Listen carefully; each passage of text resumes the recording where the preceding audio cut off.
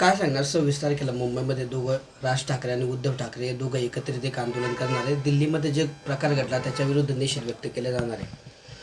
हे बघा, आता पूर्वी पण त्यांनी आता मला वाटते शिवाजी पार्कवर या ठिकाणी मोर्चा काढला होता. पण आता हे मोर्चे काढण्याचा उद्देश आपल्या लक्षात येतो आहे की ज्या पक्षांना कुठलंच प्लॅटफॉर्म नाही आहे ते याच्यामध्ये 100% संधी साधून घेत आहे. विद्यार्थ्यांवर झालेला अन्याय या गोष्टी सरकारही समजून घेत आहे. सरकारही आता या ठिकाणी चर्चा करायला तयार झालेलं आहे. पण आता त्या प्रकरणाला विद्यार्थ्यांना न्याय मिळेल याच्याकरता न बोलता फक्त आंदोलनं काढून आमचं अस्तित्व कसं आहे हे दाखवण्याचा काही लोक प्रयत्न करत आहेत. आज ठाकरेकडून भाऊ दादरमध्ये निघा विद्यार्थ्यांसाठी राष्ट्रगीताचं गायन देखील केलं जाणार आहे. त्या ठिकाणी तिरंगा देखील फडकवला जाणार आहे. चांगली गोष्ट आहे. आपण ह्याच देशाचे नागरिक आहोत. तिरंगा आपलाच आहे आणि राष्ट्रगीत पण आपलं आहे. ते सगळ्यांनी म्हटलंच पाहिजे. ठाकरेंनी म्हटलं म्हणजे चांगलीच गोष्ट राहणार आहे. भाऊ काल त्या सोनम वांगचुक यांचं उपोषण सुटलं आहे जवळपास. मात्र काँग्रेस जनता पार्टी जी आहे त्याचं दीपक बिचकू जे आहे ते पुढे आंदोलन कंटिन्यू करणार आहे पुढे. पण त्यांचं म्हणणं आहे की आमचं त्यांचीही समजूत सरकारने काढली पाहिजे आणि सरकार काढेल असं मला या ठिकाणी वाटतं. शेवटी ते विद्यार्थी आहे, देशाचे भावी नागरिक आहे. सरकारमध्ये काही गोष्टी होत असतात, काही चुका होत असतात.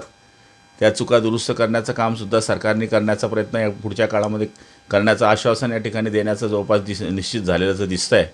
त्यामुळे आपल्या देशाचे होणारे भावी नागरिक यांच्या पाठीवरून हात फिरवून म्हणा किंवा त्यांना बोलवून म्हणा या ठिकाणी पुढच्या काळामध्ये निर्णय होतील असं मला या ठिकाणी वाटतं. शरद पवार आणि मोदी यांची भेट झालेली आहे. आता दोघं ज्येष्ठ नेते आहेत, त्यांची भेट नेहमी होत राहते. पण आता सध्या ह्या आंदोलनाच्या वेळीसची भेट होणं याच्याकरता वेगळ्या चर्चा लोक करत असतात. पण सुनेत्रा पवार आणि पार्थ पवार यांचं जे राष्ट्रवादीचे दोघं विलिनीकरण त्याला मात्र विरोध आहे. मला माहीत नाही त्यांच्या कोणाचं विलिनीकरण होतं आहे आणि कोण करतं आहे ते काही माहीत नाही. भाऊ, आज संसदेमध्ये पेपरफुटी संदर्भात कायदा मांडला जाणार आहे. परंतु राहुल गांधी जे आहेत ते धर्मेंद्र प्रधान यांच्या राजीनाम्यावर ठाम आहेत. हे बघा, राहुल गांधी पहिल्यापासून त्या गोष्टीवर ठाम आहे. पण आता सत्र चालवायचं असेल, जनतेला न्याय द्यायचा असेल तर झालेली घटना ही त्याच्यामध्ये दुरुस्ती केलीच पाहिजे. पण पुढच्या काळामध्ये आता राज्याकरता आपण वर्षभराकरता काय करणार आहोत त्याच्याकरता सत्रामध्ये हे सत्र असतं. तर सत्र पण चालवलं पाहिजे अशी आमची अपेक्षा आहे. भाऊ, मुंबईमध्ये पोलिसांनी काही मुलांना अटक केलेली होती आणि ते एक पोलीस त्यांना थेट धमकी देत होता की तुमच्या खिशात मी ड्रग्ज टाकेल आणि तुम्हाला आयुष्यभर जेलमध्ये सडवेल. असं होत असेल तर चुकीचं आहे. आणि काल मुख्यमंत्र्यांनी सांगितलं असं जर झालं असेल तर आपण चौकशी करू आणि चौकशी केली पाहिजे.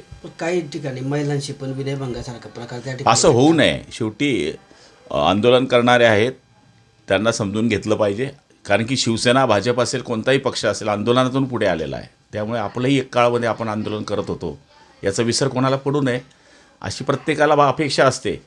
त्यामुळे आम्हालाही तो विसर पडणार नाही अशी खात्री आम्हाला आहे. देशाचे पंतप्रधान जे आहेत नरेंद्र मोदी त्यांची काल त्या आंदोलनावर प्रतिक्रिया समोर आली आहे. त्यांचं म्हणणं आहे की हा जो सगळा पेपर घोटाळ्याचा विषय आहे आपण हा फास्ट ट्रॅक कोर्टामध्ये चालवणार आहे आणि या संदर्भात कडक कायदा करण्यासाठी आज संसदेमध्ये विधेयक पंतप्रधानाने बोललं म्हणजे आपण त्याच्यावर बोलणं उचित होणार नाही.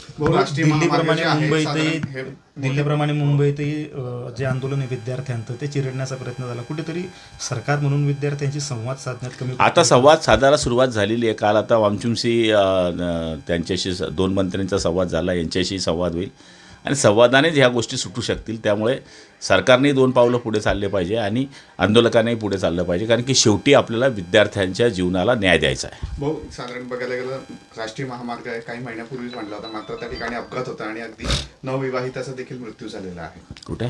जळगावचा राष्ट्रीय मार्ग विद्यापीठाच्या समोर कोटनगर ते पालदेव रस्त्याला 4 महिन्यातच तडे पडलेले आहेत आणि तडे असे पडले की डायरेक्ट टू व्हीलर 4 चाकीचे अपघात. ठीक आहे, आपण त्या संबंधित अधिकाऱ्यांना चौकशी करायला लावू आणि असं जर झालं असेल तर कुठे गतिरोधक टाकता येतात का त्याचाही विचार करू.